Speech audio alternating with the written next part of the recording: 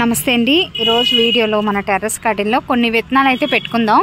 Last time గోరుచుక్కుడు విత్తనాలు ఇంట్లో ఉన్నవని చెప్పి పెట్టాను కదండి, అవి నిలువ విత్తనాలు అనుకుంటా, జర్మినేట్ అవ్వలేదు, టైం వేస్ట్ అయిందనమాట. సో కంటైనర్స్ అయితే మట్టిని నింపేసుకుని రెడీ చేసి పెట్టుకున్నామని చెప్పి లాస్ట్ టైం వీడియోలో కూడా చెప్పాను కదా. గోరుచుక్కుడు విత్తనాలు మళ్ళీ కొత్తవి తెప్పించాము, పెడదామండి. ఒక్కొక్క కంటైనర్లో మనం 4 మొక్కలు చొప్పున వేసుకోవచ్చు. బట్ ఇవి విత్తనాలు జర్మినేట్ ఎలా ఉంటుంది ఏంటి రేట్ అనేది తెలియదు కాబట్టి ఒక 6 విత్తనాల వరకు పెడదాము. 4 మొక్కలు వచ్చినా చాలన్నమాట. ఫస్ట్ ఏంటంటే విత్తనాలు పెట్టుకునేటప్పుడు ముందు మట్టిని తడిపేద్దాము.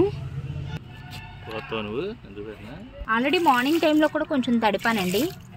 మొక్కలు వేసుకోకపోయినా కూడా వాటర్ చేస్తూ ఉండాలి. మట్టిలో ఎర్త్వామ్స్ అవి ఉంటాయి కదా, మట్టిలో మొక్కలకు ఉపయోగపడే మంచి బ్యాక్టీరియా ఉంటుంది. సో ఎప్పటికప్పుడు మట్టి తేమగా ఉండేటట్టుగా మనం చూసుకోవాలన్నమాట.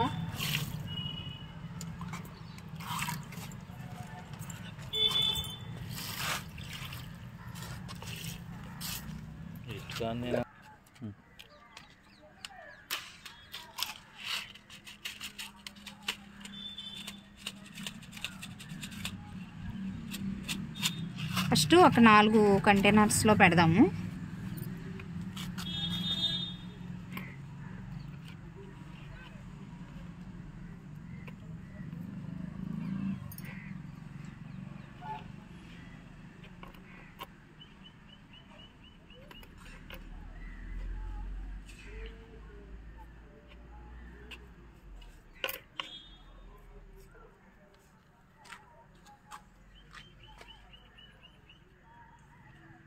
మట్టి చూసారా, ఈ గ్యాప్ ఉండేటట్టుగా నింపుకున్నాము. ఎందుకంటే ఇవి లోతుగా పెట్టుకోవటమే మంచిది అనమాట. విత్తనాలు మొక్క పెరిగే కొద్దీ కూడా మనం పైన మట్టిని వేసుకోవటం వల్ల, ఎందుకంటే సన్నగా పొడవుగా పెరుగుతాయి కదా, సో పైకి వెళ్ళే కొద్దీ మనం మట్టిని నింపుకుంటే మొక్కలు పక్కకు పడిపోకుండా స్ట్రాంగ్గా పెరుగుతాయి. అయినా కూడా వీటికి కర్రలవి సపోర్ట్ చేసి కట్టాలండి.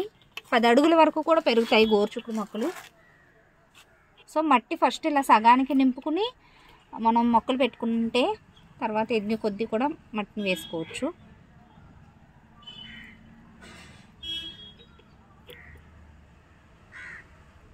వీటిని ప్రూనింగ్ అలా చేసుకోకూడదండి, సన్నగా పొడవుగానే పెరుగుతాయి. కింద నుంచి పెరుక్కుంటూ పైకి వెళ్తుంది అన్నమాట కాపు.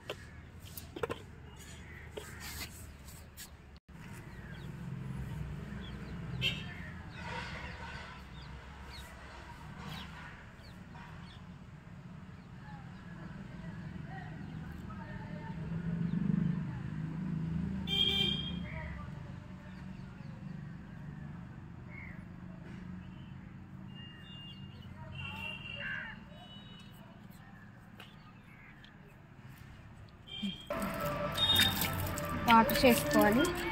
మట్టి ఎప్పుడు తేమగా ఉండేటట్టుగా చూసుకోవాలన్నమాట. మొలకలు వచ్చేంత వరకు కూడా తేమ తక్కువగా ఉన్నా చాలండి. మొక్క వచ్చి అంటే మొలకలు వచ్చి ఎదిగేటప్పుడు మనం వాటర్ అది చూసుకుని చేసుకుంటే చాలన్నమాట. తక్కువ వాటర్తో కూడా గోరుచుక్కుడు మొక్కలు బాగా పెరుగుతాయి. అంతకుముందు లాస్ట్ టైం నేను గోరుచుక్కుడు విత్తనాలు పెట్టాను కానీ అసలు జర్మినేట్ అవ్వలేదని చెప్పాను కదా. ఒక కంటైనర్లో మాత్రం వచ్చాయండి, పూత స్టార్ట్ అయింది. ఇదిగోండి పెంద ఎలా ఉందో.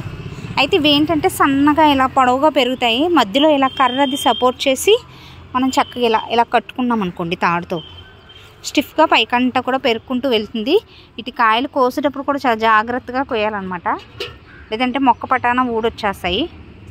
ఇలా సన్నగా పొడవుగా ఉన్న కంటైనర్లో పెట్టుకుంటే పర్ఫెక్ట్గా సరిపోతుంది గోరుచుక్కుడు.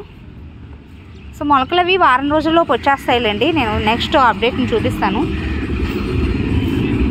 నెక్స్ట్ అలాగే చెట్టుచుక్కుడు మొక్కలు కూడా అంతేనండి. కంటైనర్లో ఇదివరకు విత్తనాలు లేక 2 మొక్కలు చొప్పునే పెట్టాను, పూత కూడా స్టార్ట్ అయింది.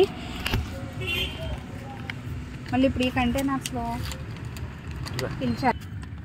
పెద్ద సైజు కంటైనర్సే కాబట్టి కొంచెం ఇంకా ఉన్న విత్తనాలన్నీ కూడా పెట్టేద్దాము. శీతాకాలం ఎండింగ్ వరకు కూడా బాగా వస్తుంది అన్నమాట చెట్టు చిక్కుడు. చూసారా విత్తనాలు ఎలా ఉన్నాయో.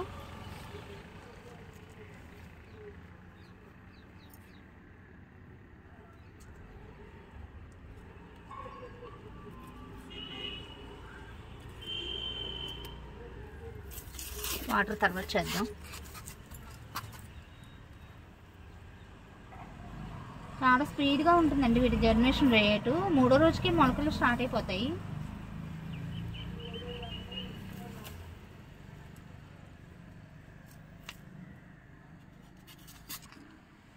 ఈ కంటైనర్లో ఖాళీగా ఉంది, ఇది కూడా పెట్టేద్దాం. కొంచెం ఉన్నవన్నీ పెట్టేస్తున్నాను, అన్నీ మొలకలు వస్తే అప్పుడు చూద్దాం.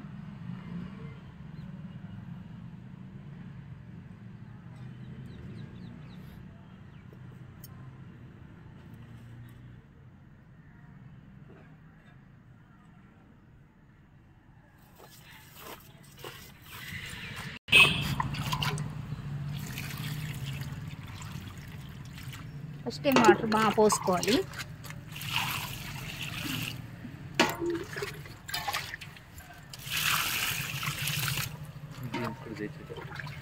ఇందులో లాస్ట్ టైం చిలకడ దుంపలు పీకిన తర్వాత మట్టిలో వచ్చేసినాయండి దుంపలు.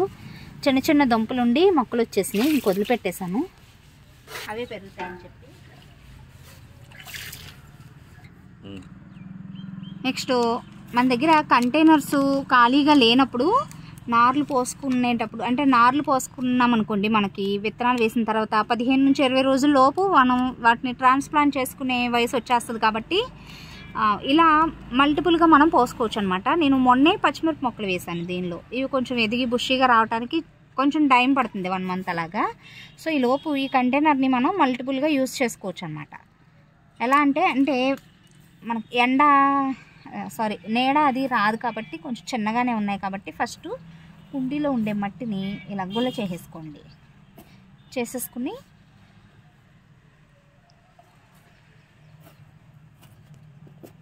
దీంట్లో నార్లు పోసుకోవచ్చు. నేను ఇక్కడ రాడిష్, బీట్రూట్ ఈ 2 రకాల నార్లు కూడా ఈ కంటైనర్లో వేస్తాను. హాఫ్ కింద 15 నుంచి 20 రోజుల లోపు చక్కగా మనం ట్రాన్స్ప్లాంట్ చేసుకోవడానికి వీలుగా ఇవి పెరుగుతాయి.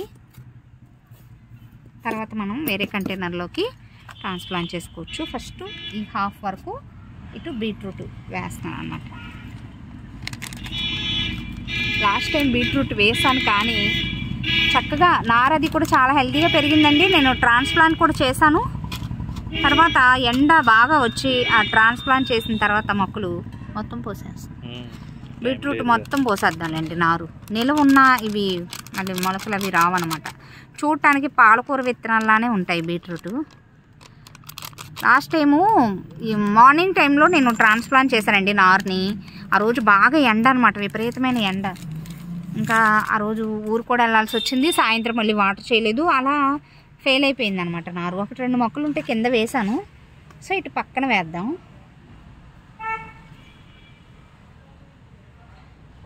గాడిలాగా తీసిపోద్దామండి ఇలాగా.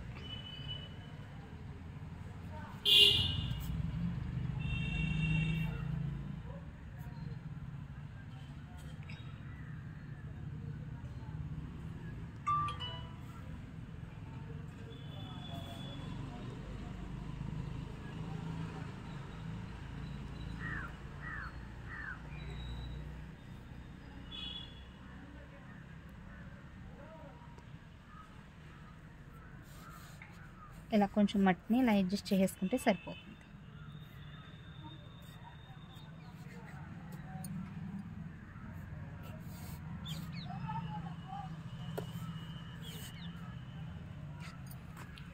నెక్స్ట్ ఇటు నుంచి ఇటు హాఫ్కి రాడిష్ వేద్దాం. రాడిష్ యాక్చువల్గా ఎంత అవసరం లేదు, ఒక 2 లైన్లు వేసుకుని తర్వాత మళ్ళీ నెక్స్ట్ ఇంకొక బ్యాచ్ కింద వేసుకుందాం.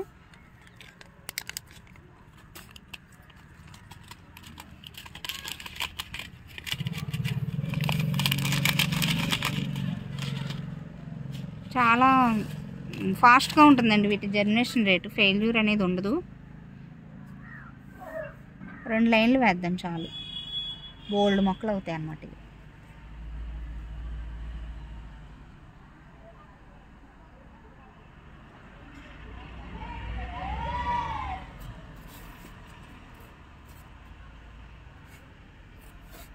అది. సో మనకి 15 నుంచి 20 రోజుల లోపు ఈ కంటైనర్లో పెరుగుతుంది అనమాట నారు. ఈ లోపు పచ్చిమిరప కూడా కొంచెం గుబురుగా వస్తుంది. తర్వాత మనం ఎక్స్ట్రా ఎరువులు అవి వేసుకుంటే మొక్కలు హెల్తీగా పెరుగుతాయి అన్నమాట. వాటర్ చల్దామండి.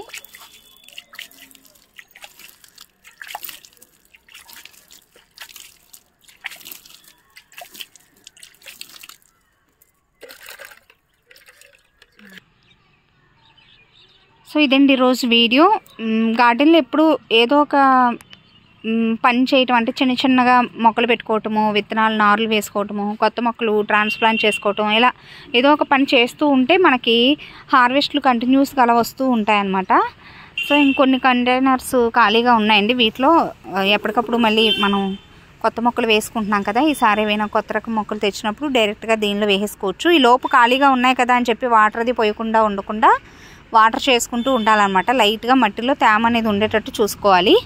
సో ఇదండి రోజు వీడియో ఎలా అనిపించిందో కామెంట్ సెక్షన్లో తప్పకుండా తెలియచేయండి. వీడియో నచ్చితే ఒక లైక్ ఇచ్చి ఛానల్ని సబ్స్క్రైబ్ చేసుకోండి. Thanks for watching.